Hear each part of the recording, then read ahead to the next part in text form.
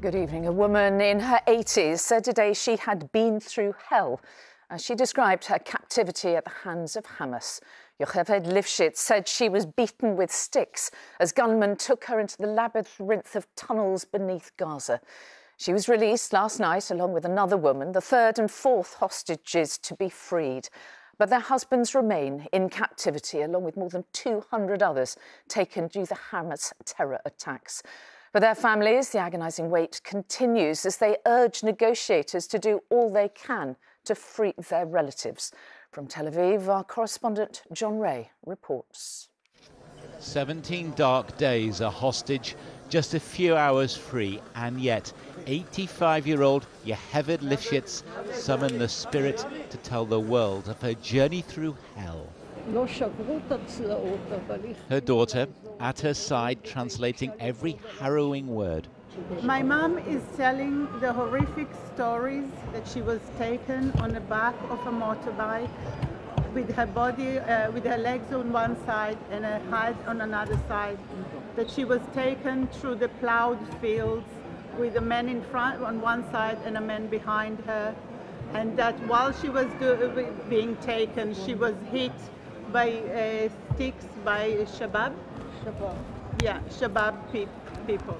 She and other hostages were taken deep underground. There are a huge network of tunnels underneath. It looks like a spider web.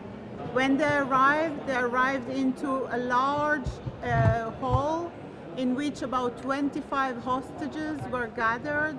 That she survived seems a miracle. Dozens of friends and neighbours at her kibbutz had been slaughtered by Hamas. Yet in those long nights in captivity, remarkably, she and fellow hostage Nurit Cooper, released with her, seemed to build a rapport with their captors. When she first arrived, they told them that they are Muslims and they're not going to hurt them, and that they ate the same food that the Hamas was eating. The fate of the captives is now key to Israel's next move in this war. The government here is under mounting pressure, not just from families, but from the international community, to put a pause on the invasion, to give mediation a chance to work. In her final moments in Gaza, Yocheved turned to her jailers and uttered a single word: Shalom, a Jewish message of peace. My mom is back from Gaza.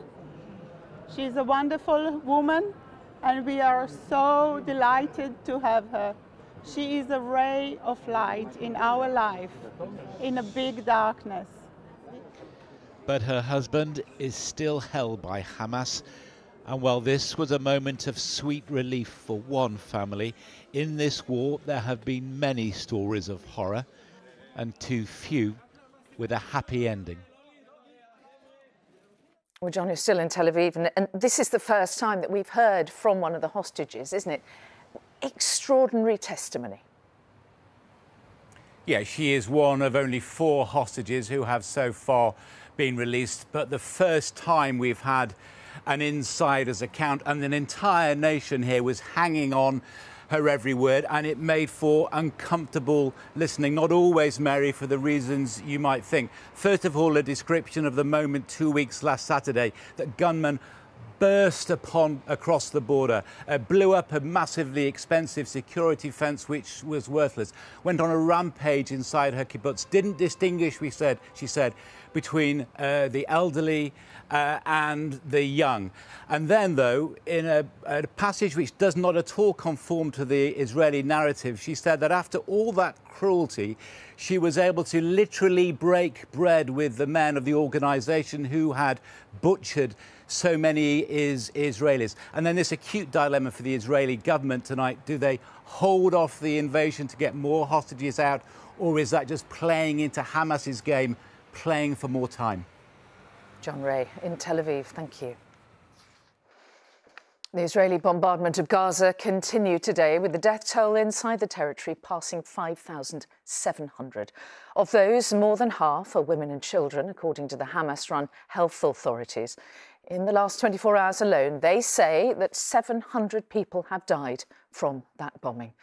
On the ground, the situation is growing ever more desperate. The World Health Organization says 2/3 of healthcare centres are now shut because of a lack of power. With pictures some might well find distressing. Here's our senior international correspondent, John Irvine.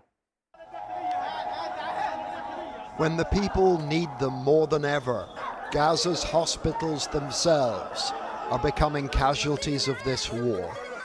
Today, the World Health Organization said that 12 out of 35 had stopped functioning.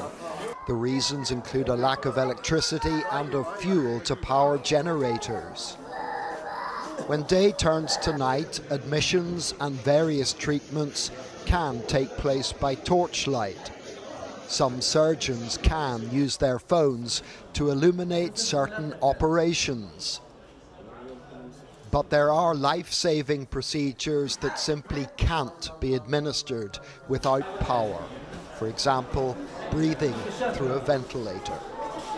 Between the wounded patient, we left 2 of them to face death because we don't have ventilator for them.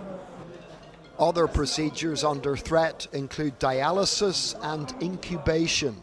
The lives of these premature babies hinge on a constant flow of electricity. Like this baby depends on non-invasive ventilation. If the device is shut off, the baby will lose, his life will be lost. In Gaza, the ranks of the injured are being added to around the clock, but as the need for medical attention grows, the ability to meet it diminishes. 12 miles away in Ashkelon, outside their A&E, these medics await the next phase of the war. The fact it's the closest one to Gaza makes Barzilai Israel's frontline hospital. The patients that were here have been moved elsewhere to free up these beds. The situation was very different when Hamas killers and kidnappers went on their bloody rampage on October the 7th.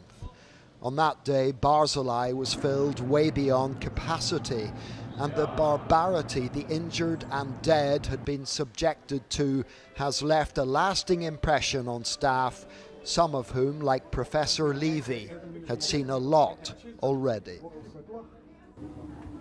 You have to take pregnant mother and to open her abdomen and kill the baby. You have to burn father and his son, and they are brought here like that. Since then, the hospital has been hit and damaged by 3 Hamas rockets. But despite it all, Professor Levy says he has treated a captured terrorist. As being a physician and having the oath of physicians, we were ready and we did it. For now, the hospital is in a holding pattern, but few here think it will last much longer. John Irvine, ITV News, Southern Israel.